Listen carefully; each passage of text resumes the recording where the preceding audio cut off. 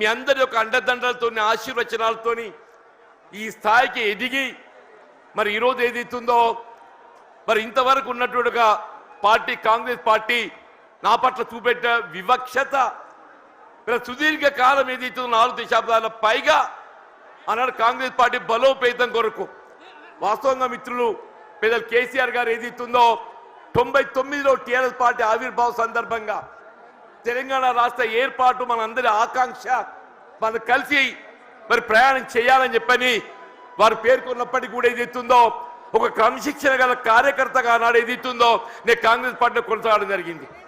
ఇవాళ ఏదైతే తెలంగాణ రాష్ట్ర ఏర్పాటు ఆకాంక్ష యావత్ తెలంగాణ ప్రజల యొక్క లక్ష్యం ఇవాళ మన యొక్క జన్మ హక్కుగా భావించి ఏదైతుందో పెద్దలు కేసీఆర్ గారు తెలంగాణ రాష్ట్ర ఏర్పాటు ఉద్యమ నాయకుడిగా అన్నాడు ఏదైతుందో వారి శాసనసభ్యుడిగా డిప్యూటీ స్పీకర్ ఏదైతుందో పదవికి రాజీనామా చేసి ప్రజాక్షేత్రంలో ఏదైతుందో వీళ్ళ యావత్ తెలంగాణ సమాజాన్ని జాగృతి చేసే విధంగా ఉద్యమించడంతో తెలంగాణ రాష్ట్ర ఏర్పాటు కల సాకారమైంది అని చెప్పక తప్పదని చెప్పంటున్నా.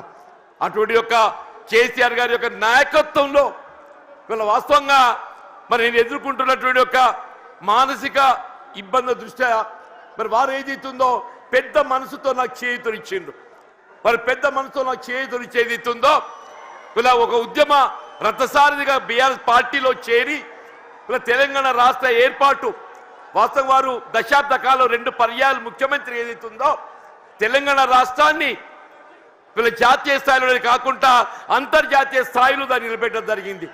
మరి అటువంటి ఒక రాష్ట్రం ఏదైతుందో ఆనాడు కాంగ్రెస్ పార్టీ ఇవాళ ఏదైతుందో ఒక ఇంకా మెరుగైన రీతిలో పాలన ఇవ్వడం జరుగుతుందని చెప్పినటువంటి భావన ఆశల పల్లకిలో ఊరిగింప చేయడంతో ఏదైతుందో మరి మొన్నటి 23 ఎన్నికల్లో కాంగ్రెస్ పార్టీ అధికారానికి వచ్చింది. కానీ వాస్తవంగా జరిగింది ఏంటి అనేది మనం ఒకసారి ఆలోచన చేయాలని చెప్పి అంటున్నాను. వారు ఆరంభించిన ఒక పథకాలకు ఇవాళ వాటికి ఏదైతుందో మెరుగైన రీతిలో దాన్ని అమలు చేయడం పక్కన పెట్టండి. అసలు కార్యక్రమాలు ఏదైతుందో అమలు మర్చిపోయే విధంగా ఇవాళ ఏదైతే రైతాంగం ఈ దేశానికి అన్నం పెట్టే రైతు వెన్నెంక అని చెప్పి అంటున్నాం. అటువంటి రైతుకి ఏదైతుందో ఒకప్పుడు శిస్తు చెల్లించేది ఉంటుండే. ఆ శిస్తు చెల్లింపు ఏదైతుందో ఆనాడు ఎన్టీ రామారావు టీడీపీ ప్రభుత్వ హయాంలో దాన్ని రద్దు చేస్తే వీళ్ళ కేసీఆర్ గారు ఏదైతుందో వీళ్ళ దేశంలోనే కాదు అంతర్జాతీయ స్థాయిలో కూడా పెట్టుబడి సమకూర్చారు.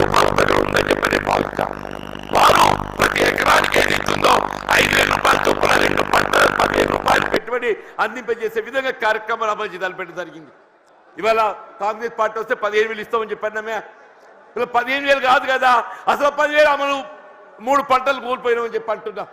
ఇలా రబ్బీ పంటకు వచ్చిందే మనం అందరం గమనిస్తున్నాం. ఇలా 1 ఎకరానికి ఇచ్చారే అంటున్నారు 6,000 రూపాయలు అని చెప్పని. ఇలా 2వ పంట కేసీఆర్ గారి వాళ్ళ జగిత్యాల పట్టణాలకు వస్తుందని చెప్పని ఇలా ఏదైతే 2వ ఎకరా కూడా మేము ఇస్తామని చెప్పని మళ్ళీ ప్రకటన చేయడం జరిగిందని చెప్పి అంటున్నాం. మనం ఏ కార్యక్రమాన్ని తీసుకుందని చెప్పి అంటున్నాను. నేను కళ్యాణ లక్ష్మి ఆడబిడ్డల పెళ్లికి తోడ్పడే విధంగా ఏదైతున్నదో వారు 50,000 నుండి ఆరంభింపజేసి 1,00,000 రూపాయల ఆర్థిక సాయం అందింపజేయడం చెప్పి అంటున్నాం. కాంగ్రెస్ పార్టీ ఏదైతుందో తులం బంగారం జోడిస్తామని చెప్పన్నారు. మరి తులం బంగారం ఏమైందో మరి ఎవరికైతే కళ్ళ రాలేదని చెప్పి అంటున్నాను. మీరు ఏ కార్యక్రమం తీసుకోండి అని చెప్పండి. రైతు బీమా పథకం అని చెప్పి అంటున్నాను.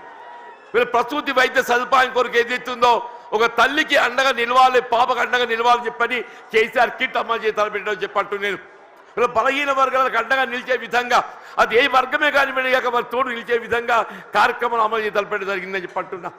మరి అటువంటి ఒక నాయకుడు మరి బీఆర్ఎస్ పార్టీ అధ్యక్షుడు తెలంగాణ రాష్ట్ర ఏర్పాటు ఉద్యమ నేత ఆధ్వర్యంలో ఏదైతుందో ఇవాళ నేను ఏదైతుందో బీఆర్ఎస్ పార్టీలో చేరి వారి నాయకత్వం పనిచేసే అవకాశం నాకు కల్పించినందుకు ఏదైతుందో నేను వారికి హృదయపూర్వకంగా ధన్యవాదాలు చెప్తామని చెప్పంటున్నాను. మరి ఏదైతుందో వాస్తవంగా ఇవాళ వేదిక చూస్తుంటే మా మిత్రుడు రమణ గారు గతంలో ఈ ప్రాంతానికి ప్రాతినిధ్యం వహించిన శాసనసభ్యుడిగా పార్లమెంట్ సభ్యుడిగా ఎంపికైండు, శాసన మండలి సభ్యుడిగా కొనసాగుతుండు.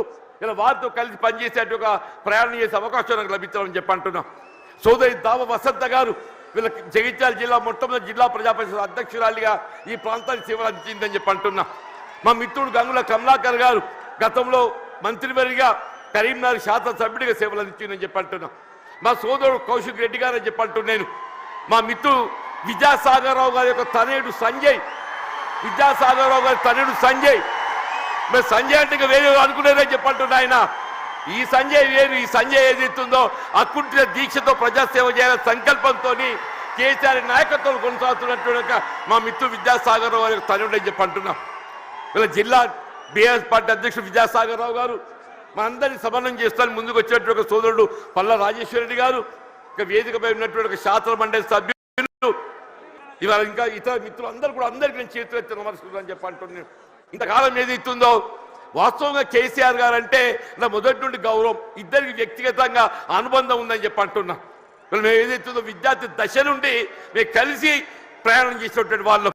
వీళ్ళ భిన్న అభిప్రాయాలు, భిన్న రాజకీయ పార్టీలు, మరి వేదిక ఏదైతుందో మరి కలిసి ప్రయాణం చేయలేకపోయినా కానీ ఇలా అభివృద్ధిలో ఏదైతుందో వారు 2014 తెలంగాణ రాష్ట్రం ఏర్పాటు అయినాడు ఏదైతుందో నేను శాసనసభ్యులు గెలిచానని చెప్పంటున్నా. నాపై గౌరవంతో నాకు ఇప్పటికి గుర్తు చేస్తున్నాను మీకు. అన్న బోర్లపల్లి వంతెన అని చెప్పంటూ నేను గోదావరి నదిపై వంతెన నిర్మాణం చేస్తే అటు ఆదిలాబాద్ ఇటు ఉమ్మడి కరీంనగర్ జిల్లాలు కలిసి ఏర్పడతాయని చెప్పని ఒక విజ్ఞప్తి చేయడంతోనే వీళ్ళ మొట్టమొదటి ఉమ్మడి కరీంనగర్ జిల్లాలో వాళ్ళు మంజూరు చేసినటువంటి ఒక పథకం బోర్లపల్లి ఒక వంతెన అని చెప్పంటాం. ఇలా అభివృద్ధికి ఏదైతుందో రాజకీయాలు లేవు, అభివృద్ధికి రాజకీయాలు లేవని చెప్పంటున్నా. ఆ విధంగా అభివృద్ధి చేసినటువంటి ఒక మరి గొప్ప నాయకులు ఏదైతుందో మరి కేసీఆర్ గారు అని చెప్పంటున్నాం. మిత్రుడు కొప్పుల ఈశ్వర్ గారు ఏదైతుందో ధర్మపురి శాసనసభ్యుడిగా వీళ్ళ మంత్రి వర్యుడిగా చెప్పంటూ నేను వాళ్ళు ఏదైతుందో రోడ్లవాగు ఆధునీకరణ వారి యొక్క ఈ ప్రాంతం అంతా సస్యశ్యామలం కావాలని చెప్పంటే ఆ ఆధునీకరణతో అది సాధ్యమవుతుందనే ఒక భావనతోని మరి కొప్పుల ఈశ్వర్ గారు ఏదైతుందో మరి కేసీఆర్ దృష్టి తీసుకెళ్లడం, వారు ఏదో మంజూరు చేయడం, మరి ఏదైతే ఉందో మన మొత్తం ప్రాంతం జగిత్యాలే కానీ ధర్మపురి కానీ చెప్పంటున్నాం. జగిత్యాల, ధర్మపురి, కోరుట్ల, వేములవాడ, చొప్పదండి మనంతా అన్నదమ్ముల్లాగా జగిత్యాల జిల్లాలో కలిసినటువంటి వాళ్ళం చెప్పంటున్నాం. ఇలా అభివృద్ధికి సంకేతం బీఆర్ఎస్ రాజకీయ పార్టీ అని చెప్పంటున్నాను. ఇలా 10 జిల్లాలు ఉన్నటువంటి యొక్క తెలంగాణ రాష్ట్రాన్ని 13 జిల్లాలు అదనంగా ఏర్పాటు చేసి దాని 23 జిల్లాల తెలంగాణ రాష్ట్రానికి రూపొందింపజేసినట్టు ఒక ఘనత ఇవాళ పెద్దలు కేసీఆర్ గారిని చెప్పక తప్పదని చెప్పంటున్నారు. అని అందరూ కూడా ఆశ్చర్యపోయారు ఈ కొత్త జిల్లాల ఏర్పాటుతోని. ఇది నిజంగానే సాధ్యమేనా అని చెప్పని ఇవాళ నూతన జిల్లాలు ఏర్పాటు కావడంతో ఏదైతుందో వైద్య సేవలు మెరుగు కావటం అని చెప్పంటాం. వైద్య సేవలు మెరుగు కావటం మన జగిత్యాల జిల్లా ఏర్పాటు కావడంతో ఏదైతుందో మన జగిత్యాల ఏదైతుందో వైద్య విద్యా కళాశాల, అసలు మనం జగిత్యాల జిల్లా కేంద్రంగా వైద్య విద్యా కళాశాల ఏర్పాటు సాధ్యమవుతుందనే ఆలోచన కూడా మీరు తప్పని చెప్పంటున్నాం.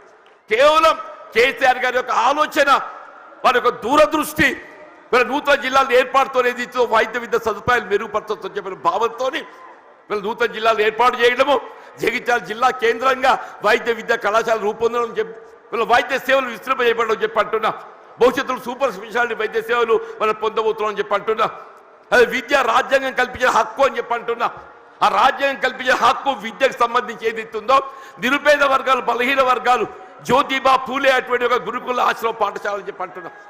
ప్రతి నియోజకవర్గంలో ఆడబిడ్డలు బాలకి ఏదైతుందో జ్యోతిబా పూలే మరి గురుకుల ఆశ్రమ పాఠశాల, బాలులకు ఏదైతుందో జ్యోతిబా పూలే మరి ఒక పాఠశాల గురుకుల ఆశ్రమ పాఠశాల, అల్పసంఖ్యాక వర్గాలు ముస్లిం బిడ్డలకు అని చెప్పంటున్నా.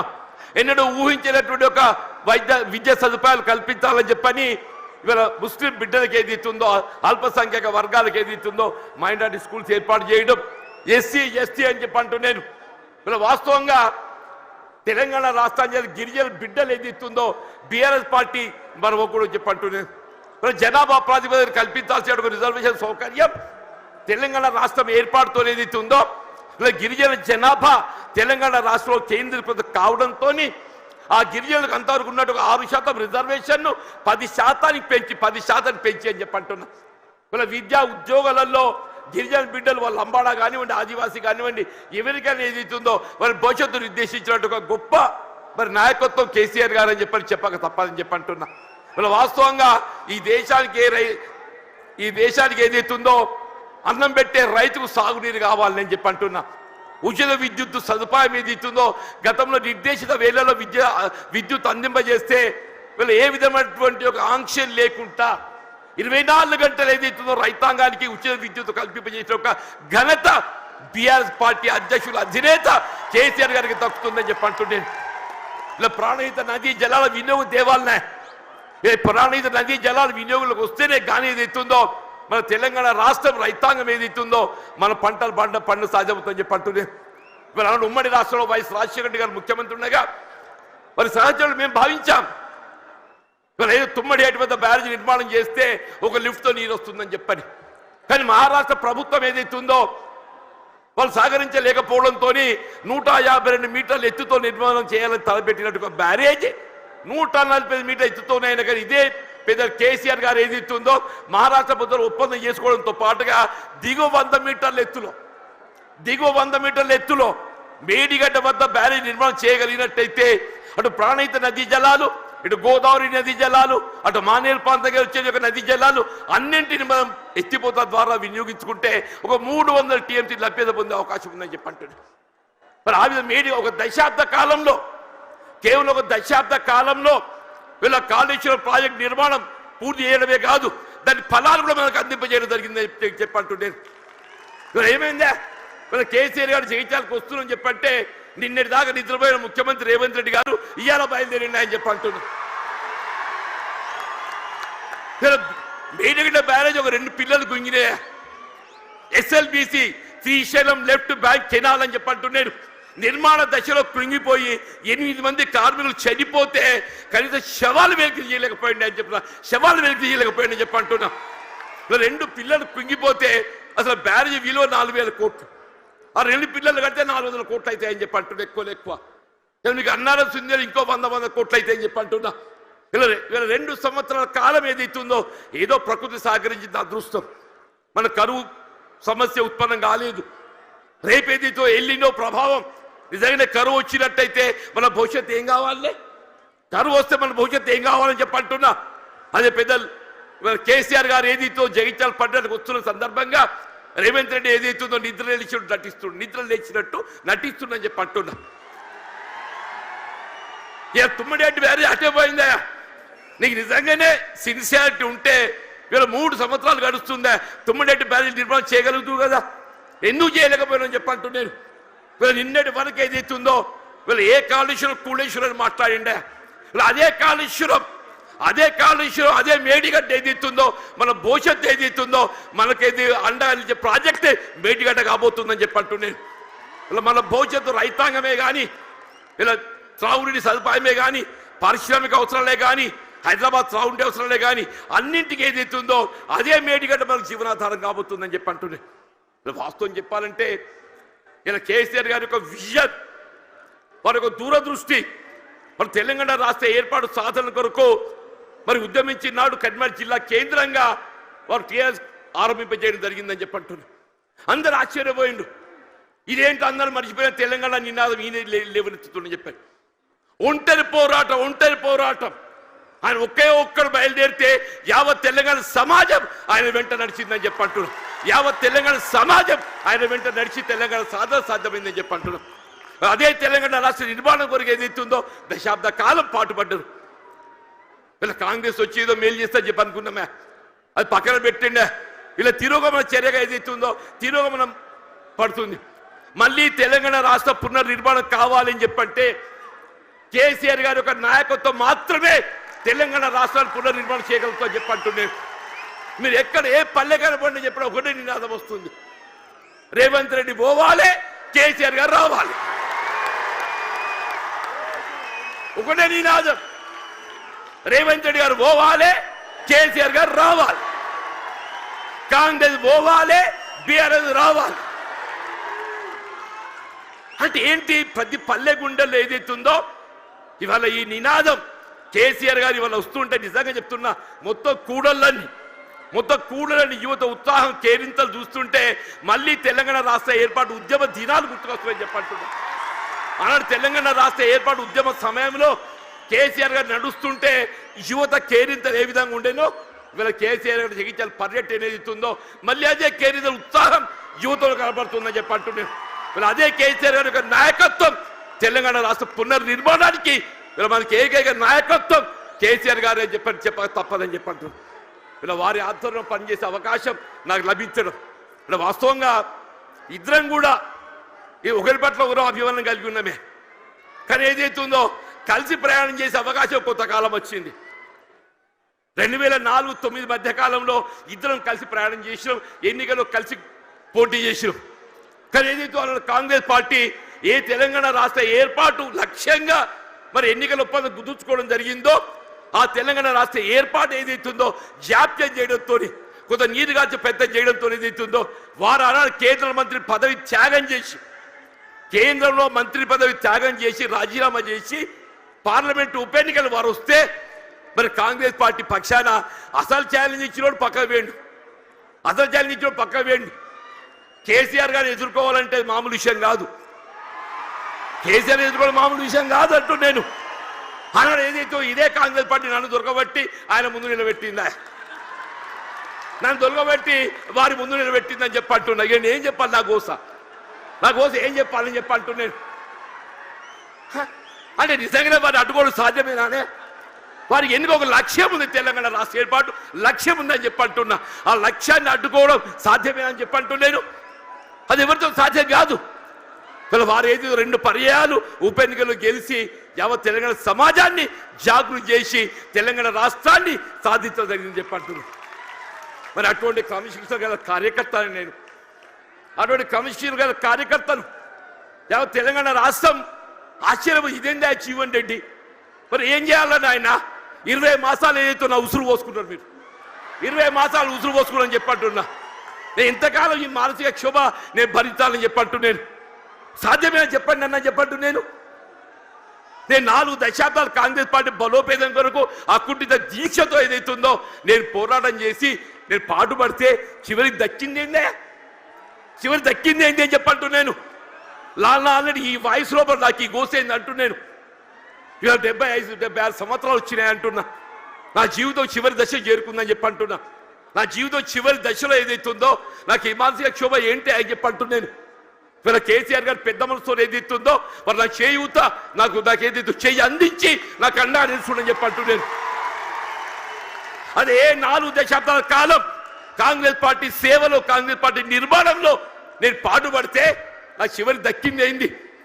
మళ్ళీ కేసీఆర్ గారే చెప్పట్టు నేను పెద్ద మనసుతోని గతంలో ప్రత్యర్థుల యొక్క భావన రానియకుండా గతంలో ప్రత్యర్థులు పోటీ చేసుకున్నప్పటికీ కూడా ఏదైతుందో అది భిన్న రాజకీయ పార్టీ యొక్క ఆలోచన విధానం కానీ ఆ జీవనుడి వ్యక్తిగతంగా ఏదైతుందో విలువలకు కట్టుబడి ఒక వ్యక్తిత్వం కాబట్టి అది ఒక భావనతోని వాళ్ళ చేయూత అందించింది. అంత గొప్ప మనసు అని చెప్పంటూ నేను దయచేసి ఇలా జగిత్యాల గడ్డ నేనేదో ఆశించి కాదు నాయన, నేను అన్ని చూసిన నేను చూడని ఏమీ లేదు. ఈ 4 దశాబ్దాల కాలంలో చూడని ఏమీ లేదు. ఇవాళ ఒకటి ఇవాళ రాష్ట్రాన్ని పట్టుకుని శని పీఠ విరగడ కావాలని చెప్పంటు ఒకే ఒకటి ఈ రాష్ట్రాన్ని పట్టుకొని శని పీఠ విరగడ కావాలని చెప్పంటున్నా. ఆ శని పీఠ విరగడ కావడానికి కొరకు ఏదైతుందో కేవలం కేసీఆర్ గారి యొక్క నాయకత్వంతో మాత్రమే సాధ్యమవుతున్న భావనతో ఏదైతుందో ఇవాళ కేసీఆర్ గారి యొక్క నాయకత్వంలో బీఆర్ఎస్ పార్టీ చేరదొరుకుతుందని చెప్పంటు. దయచేసి ఇంతకాలం నాకు అండగా నిలిచిందా మీరు? నిజంగా మీ అందరికీ నా శేష జీవితం మీ అందరికీ నీ సేవ చేసి రుణం తీసుకోలేని చెప్పంటున్నాను. వీళ్ళ కేసీఆర్ గారి యొక్క నాయకత్వంలో వీళ్ళ ఉమ్మడి కరీంనగర్ జిల్లానే కాదు యావత్ తెలంగాణ రాష్ట్రంలో గులాబీ జెండా ఎగరవేయటమే మనందరూ ఒక లక్ష్యంగా మనం ముందు పోవాలని చెప్పంటున్నా. రాబోయే కాలం 119 స్థానాలు ఉంటాయి, ఎన్ని ఉంటాయో తెలియదు కానీ ఎన్ని స్థానాలు ఉన్నా అని ఉమ్మడి రాష్ట్రంలో కాంగ్రెస్ పరిస్థితి ఏ విధంగా మారిందో రేపు రాబోయే శాతం ఎన్నికల్లో మీకు 94 ఉప ఎన్నికల్లో కాంగ్రెస్ పార్టీ పరిస్థితి కంటే ఇక దీనంగా తయారైపోతుందని చెప్పకుండా మనం చూస్తామని చెప్పంటాం. అలా ఇట్ వాజ్ నాట్ బట్ 10% అలా ఇట్ వాజ్ నాట్ బట్ 10% అని చెప్పంటున్నా. ఇవాళ పరిస్థితి కూడా ఏదైతుందో రాబోయే కాలంలో ఇవాళ ప్రజాభిప్రాయం ఎవరైనా ప్రజాభిప్రాయానికి అనుగుణంగా పనిచేయాలి. రేపు ప్రజాభిప్రాయానికి అనుగుణంగా ఏదైతుందో కేసీఆర్ గారి యొక్క నాయకత్వం పనిచేయాలి. వాళ్ళు ఎప్పటికైనా ఒకటి కోరుకుంటుంది, అరే ఇంత మంచిని నేను ఇచ్చిపెట్టుండే ఏందే, అరే నిజంగా ఆలోచిస్తే కూడా ఆశ్చర్యం కలుగుతుందా? ఆయన నాకే పగోడు కాదు, మేము గతంలో కలిసి ప్రయాణం చేసినాం. వారి జీవితం విద్యార్థి దశలో ఏదైతుందో ఇదే జగిత్యాల అంగడి బజార్లో గడిపిందని చెప్పి అంటున్నా. జగిత్యాలకు కేసీఆర్ గారికి ఉన్న ఒక అనుబంధం ఏదైతుందో ఇప్పటి తరానికి తెలియకపోవచ్చు, కానీ కేసీఆర్ గారి ఒక భార్య జీవితం ఏదైతుందో జగిత్యాలతో ముడివేసుకుందని చెప్పి అంటున్నాను.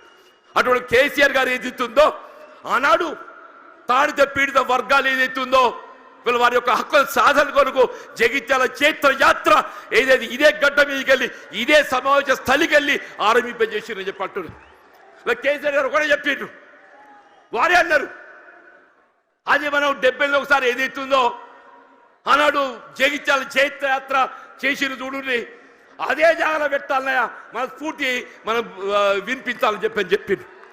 వారి ఆలోచనకు అనుగుణంగా ఏది ఇస్తుందో కేసీఆర్ గారి ఒక చైత్ర యాత్ర ఇదే జగిత్యాల గడ్డ నుండి ఇదే కేంద్రానికి వెళ్ళి వారు పిలిపిస్తున్నారని చెప్పి అంటున్నారు. ఇలా రాష్ట్రంలో గులాబీ జెండా ఎగరవేయడం, కేసీఆర్ గారిని తిరిగి ముఖ్యమంత్రిగా ఏది ఇస్తుందో నెలవు వారు ఏర్పాటు చేసుకొని ఈ రాష్ట్ర పూర్తిగా తోడ్పడడం మన ఏకైక లక్ష్యంగా పనిచేయాలి. మరి ఆ విధంగా పనిచేసే అవకాశం కల్పించినందుకు మరి హృదయపూర్వక ధన్యవాదాలు చెప్తామని చెప్పండి. వాస్తవంగా ఏది ఇస్తుందో కేటీఆర్ గారు హరీష్ రావు గారు వాళ్ళు రావాల్సిందే, వారికి వేరే బాధ్యత అప్పగించడంతో మరి కేటీఆర్ గారు హరీష్ రావు గారు రాలేకపోయిండు. వాస్తవంగా ఈ సభ సమావేశం ఏర్పాటు చేయడంలో చొరవ చూపెట్టింది కేటీఆర్ గారు హరీష్ రావు గారు అని చెప్పి అంటున్నా. కేసీఆర్ గారి యొక్క ఆలోచన విధానానికి అనుగుణంగా దీన్ని రూపకల్పన చేసింది కేటీఆర్ గారు హరీష్ రావు గారు అని చెప్పి అంటున్నా. ఏదైనా కానీ నేను ఎక్కువగా అంటే ఎందుకంటే మీ అందరికీ కేసీఆర్ గారిని వినాలని ఉందా? అందరూ అనుకుంటూ వీడేంద్ర నడవ ఎంతసేపు నిలబడతారని చెప్పాను. ఇప్పుడు జీవన్ రెడ్డిని ఎప్పుడు చూసినాడు, ఇటు కొత్త కాదు కదనే,